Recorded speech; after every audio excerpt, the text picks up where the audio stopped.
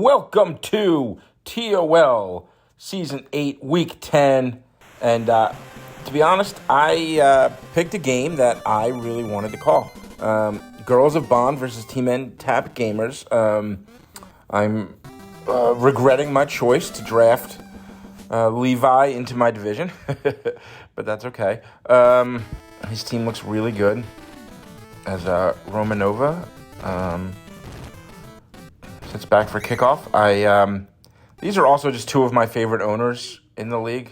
Two good dudes and regulars on the scene. So I wanted to get another look at both of these teams here. I feel like in past years I've called the gamers like a whole bunch of times, and I feel like I haven't gotten them at all this year. So I'm glad to have them. I see that my boy King Davis only has 3 interceptions this year, so he also tends to have good luck when I call his games. So I'm thinking that maybe we'll see a... oh, there goes Honey Rider. Honey Rider, I think, is like 11th in the league in rushing yards, so a real good runner here of the football. So I'm thinking maybe King Davis will have a big game. We'll see. So, again, both of these teams are good. The Levi comes in. Oh, Chalabay, who actually has 4 interceptions on the year, now with a sack, too. Has Chalabay become the captain of the defensive backfield for the Gamers? I think Tim... I just looked at the rankings, and I can't remember. Tim. Levi, I think, is 5th now? 6th? And then the Gamers are 11th. Both have strong teams this year, obviously. Chalabay again! Holy smokers. Cock knocker McGee over here. Chalabay putting up some big numbers. But that top receiver's open. Oh, gutsy throw by Jimmy Boy. Gets knocked down across the middle. 3rd and 20. And probably just going to have to settle for a field goal here. Masterson says, fuck your field goal. Touchdown! The Bond ladies. Jill Masterson. And spoiler alert, Jill Masterson is hot. They're all hot on... blocked PAT. I'm going to say that was Chalabay just because I'm hyping up his huge game here. But here comes Soup. There must be an injury here because Soup is pretty slow. So that score is a big deal because both of these teams are in the top 5 in defense. So we should, in theory, have a defensive battle going on today with both of these teams having top-tier defenses, but both in the bottom 10 in offense. Andrea Anders. I actually don't remember who she is. I'm like a casual Bond fan. Like, I've seen most of them, but I'm not like one of these experts here. Incomplete pass. Of course, to no surprise, Daniel Patrick Slattery himself, the legendary DPS, is near the top in many receiving stats, as he typically is. Romanova. Not a lot of effort put into that kick return. She just kind of ran straight and got sponked. So Bond's got plenty of time. Interception. And of course, who else would it be? King Davis. Danny boy, you are welcome for me calling your game because I always bring the best out of King Davis, my man. Miss Caruso with a big sack, but we got to go back to King Davis because, of course, I put the game on and he gets his interception. Not a surprise. Oh, the gambler, you got to know when to hold 'em. Know when to fold 'em. And so RSG drops back. The DPS is wide open, but the pass rush was too much as Rosie Carver gets the sack. And now Pat McAfee, former SmackDown announcer, now College Game Day host. McAfee gets involved there with a late dive. All right. And so, yeah, no big surprise here. We've had a lot of defensive stops, a couple punts. Check down to Jill Masterson again. She's having a nice little game for herself here. It's now 1st and 10. Oh, defense gets to him. Can he shake it? No. Space Coyote gets the sack. 2nd and 21. Run up the middle for Honey Rider. I feel like runs up the middle have had more success this year. If I'm just crazy, that's fine. Just call me crazy. But based on no statistical analysis, it just feels that way. Honey Rider gets swarmed, and we have another punt. Probably going to see a lot of punts today. And that's good. I like defensive games. The soup is back there, but it's going to go back deep into the end zone. Actually, out of the end zone and back for a touchback. And so RSG, he's got DPS open. Can he get it out of his hand? Oh, Rosie Carver with another sack. And throw the goddamn ball, Tom. Jeez Louise. DPS is going to be standing on the sideline shaking his fist. Like, come on. Little Don's. Oh, Little Don's always there. Always solid performer. And they're really missing Green Magic. It's been her for a while, I think. With all this drama in the LJC, it's kind of hard to be in the Demon Tap Gamers. I got to do that LJC line at least once a season. All right, Tom. More time, but less open receivers. But Little Don's getting it done. 1st and 10. Does the lineman pick up the blocks this time? Oh, going deep to LJC. Oh, incomplete. And now it's 2nd and 10. This is their best drive they've put together so far. Oh, DPS open again. This time he gets the ball out of his hands. Oh! But with the early throw, he throws it too far. Can't get it there.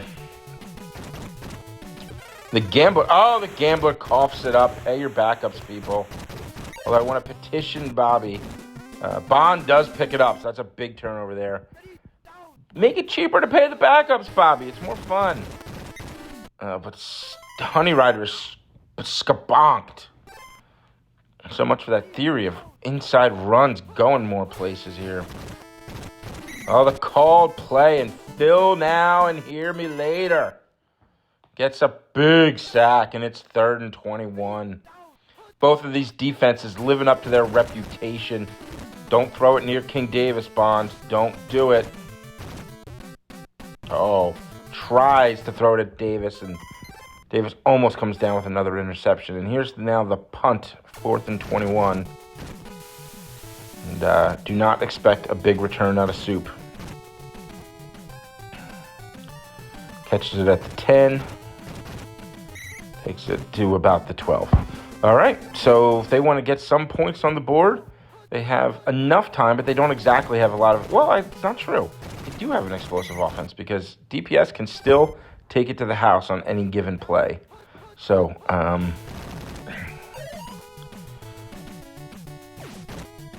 going to Little Don's across the middle. Those little checkdowns aren't going to be enough. They're probably going to have to hit DPS to score in this half. Now he does again have some space. Gets deflected by the defender, though, and goes nowhere. And I definitely have a feeling that at some point today, DPS is going to catch like a 60, 70-yarder. Could be this play right here. Gets it, hawks it to him, catches it this time. Missed dive to the 10. One guy couldn't get him. Oh, and he does! That effort by that defensive player on the Bond team could end up being the difference in this game. I just felt it. I knew those two were going to connect at some point. Guess the only question was it going to turn into points?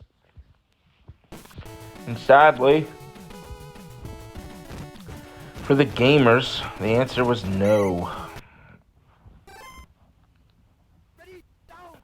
Both these teams come in with a record of 5-3.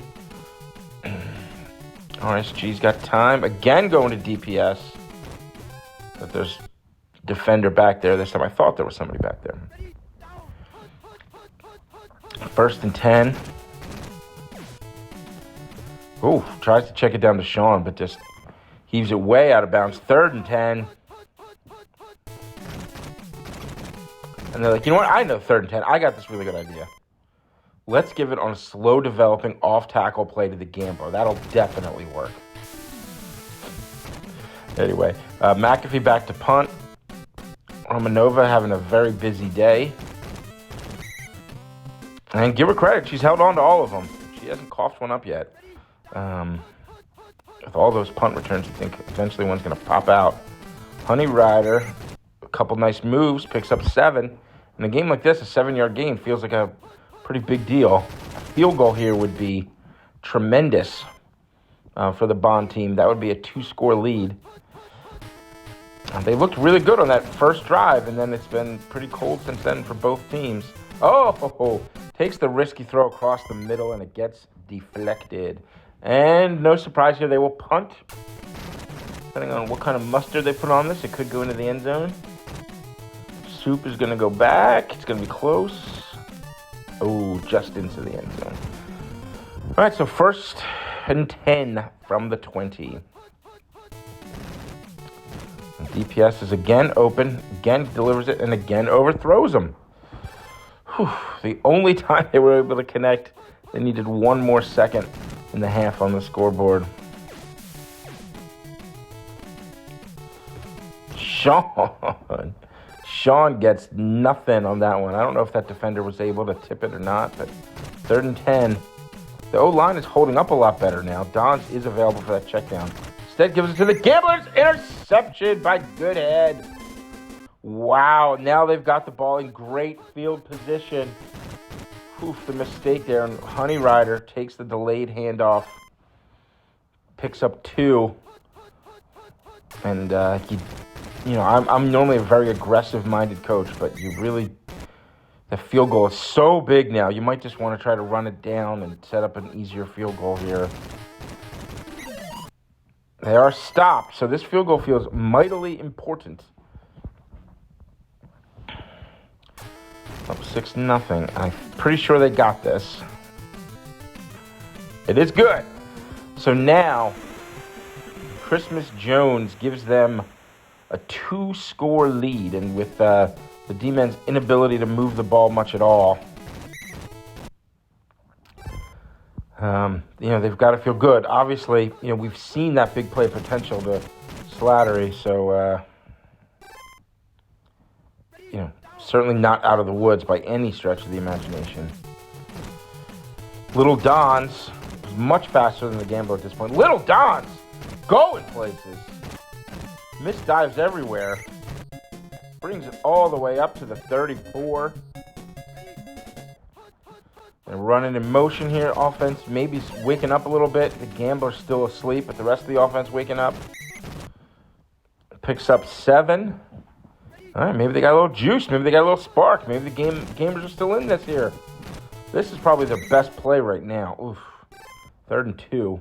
I mean, I guess their best play is just throwing it deep to DPS, despite all the misses so far. Oh, they keep running this play in crucial situations. Yikes. All right, so really, really need to get this field goal here. Oh, I'm not sure. This is going to be really close. Missed it. That's a goddamn shame. Pay your kickers, people. All right. Jimmy B throwing it into coverage. Dangerous, especially against the way that the D-men pay their D-backs traditionally. Oh, there it is. King fucking Davis. Woo! Don't fuck with the king. Crown that man. I call his game, and look what fucking happens. And RSG says, fuck it, I'm tired of overthrowing everybody. I'm going to take it myself. But King Davis making a statement. He says, I will carry this team on my shoulder. Oh, and he throws another goddamn interception to me. I don't know who the fuck that is. I have a hot friend named Nicole Me, but I don't think that's who it is. All right, Bond drops back. Got time. Got the bottom receiver looks open. Going to Masterson. Way overthrown. Story of this game, overthrown receivers. And I feel like the D-men got their breaks, got their chances, and were not able to capitalize. So I do not like their chances of putting this together. Again, not impossible, Not impossible. Boom. The sack like that will help. Phil now. Hear me later. And here comes another punt. So, again, not impossible. The way the offense is moving so far today, you wouldn't expect it, but only takes one hookup on one of those deep ones to Slattery to get them right back in this game. And their defense has obviously also played very well, so they can, rely on it to get them out of a tough situation. But the offensive coordinator continues to run this absolute dog shit of a play. I mean, that's a dog shit play if your running back is good. Yet alone when you're running with this monkey head backup. All right, but it's now 3rd and 5. And the clock is a factor. I mean, they don't have to score in like the next 2 or 3 plays, but the clock is a factor. Play action. There is a defender back there, but DPS can often bring these down. And he does here. I mean, at this point, you just have to start throwing those to him, His hands are so good that he's going to bring down a lot of them. And they run this fucking bullshit play again. That's the best thing that could fucking happen to him.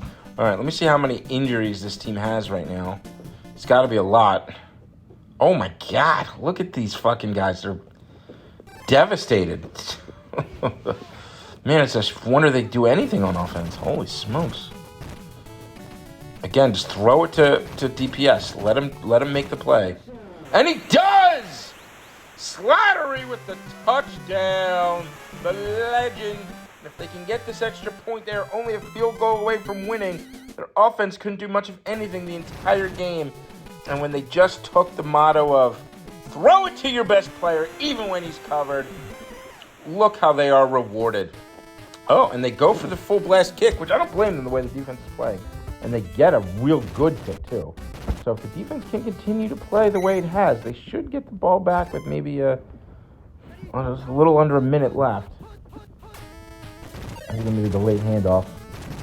Honey Rider picks up 2.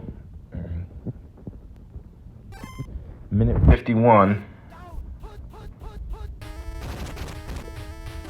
The Rider's got a lot of room here. Oh, but cuts it back into the defenders. But it works. First down, and now it's going to be a little bit difficult for the gamers here as the ladies of Bond have got to feel good. They got to just avoid that turnover. Don't throw it near King Davis. They're throwing it to Frost, who's wide open, but again, they cannot connect.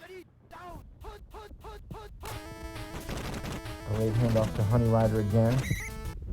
Brought down, 3rd and 9. Obviously need this one. Quarterback. Oh! Joe Masterson with a huge game today. And that's, unless there's a turnover, that's going to ice it, folks. So, what a game. This was a ton of fun. I mean, I love these kinds of games, these defensive battles.